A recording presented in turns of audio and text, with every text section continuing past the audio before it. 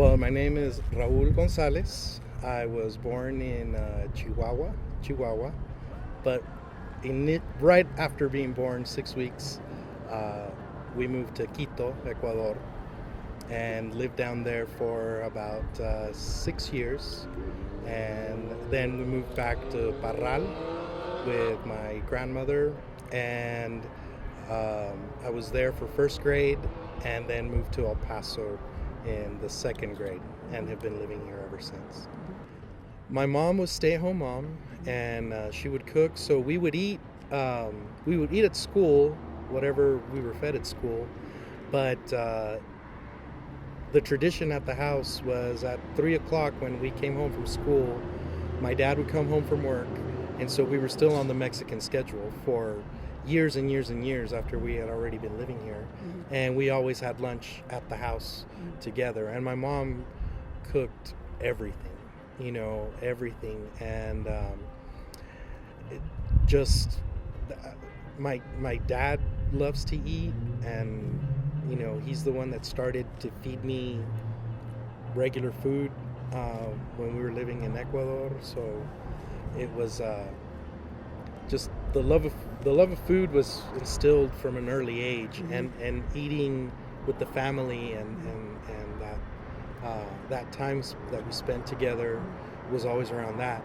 But ultimately, no matter what my mom cooked, whatever she cooked, I would end up making tacos out of it. So tacos?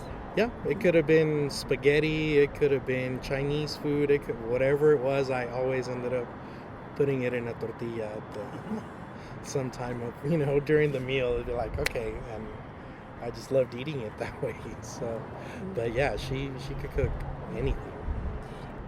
Lots of seafood, oysters, clams, mussels, angulas.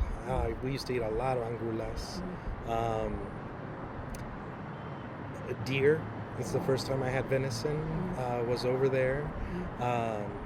Trout. My dad used to go fishing, and he'd bring home trout. That's the main thing that I remember over there. It's a lot of the seafood, octopus. We would eat a lot of octopus.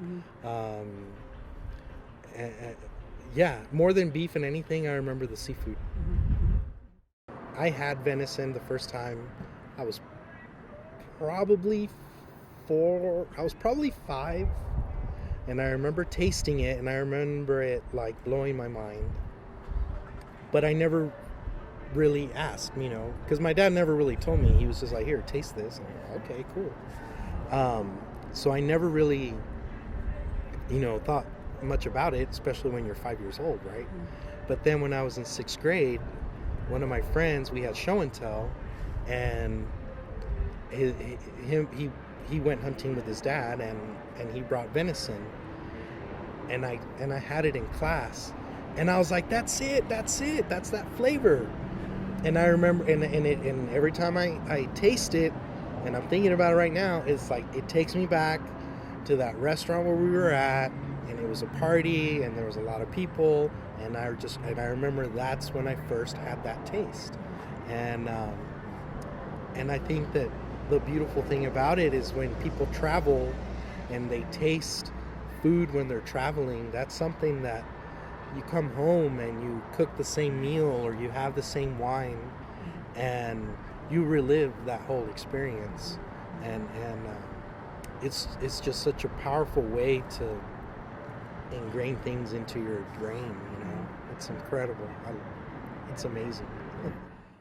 But obviously, being in El Paso at the formative years, I got a opportunity to experience a lot of different cuisines here, and I guess because my dad loves to eat, and because he was always looking for those flavors. There's been Middle Eastern food in El Paso for a long, long time, and Chinese food for a long, long time. They people may not see it. They think it's only Mexican food, but there's a huge Middle Eastern community that started to form in, around 1890. So by the time we came around, there was already, 4 or 5 generations of families that were cooking, and so there were restaurants, and so we would eat those things. In the 80s, when the maquilas came and the Japanese came, sushi started popping up, and my dad loves sushi, and so having the opportunity to eat it often, my dad just went crazy and would take us to eat sushi all the time. So I became a fan. Well, my 14th birthday was actually at a Japanese restaurant. That's where I wanted it. I wanted to go have sushi for my 14th birthday.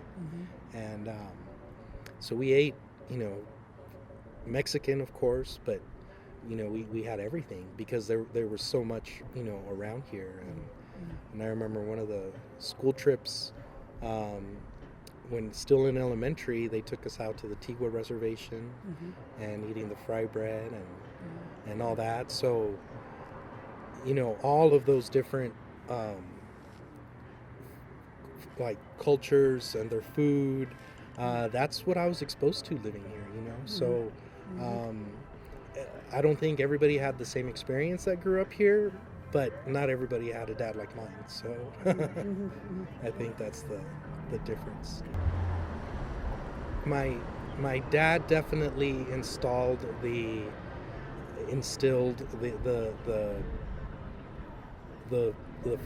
love of flavor and food in me.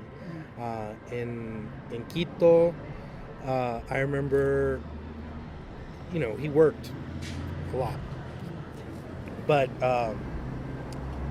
we would get together for like football games, soccer, and we would have botanas, and that's when he would open the sardines and smoked oysters and the angulas I talked about, and so eating, like, the memorable parts were with him, and the sushi because he took me there, and because my mom is she's an awesome cook, but there's a lot of things that she doesn't like. She'll, like, now that we have the restaurant, she'll cook them, but she never cooked lamb, she never cooked tuna, and my dad loves all that stuff.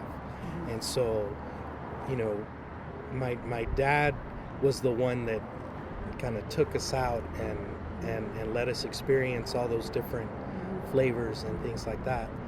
Now the skills, are obviously my mom's. I think that's, I inherited that from her. But the person that actually got me interested was my dad.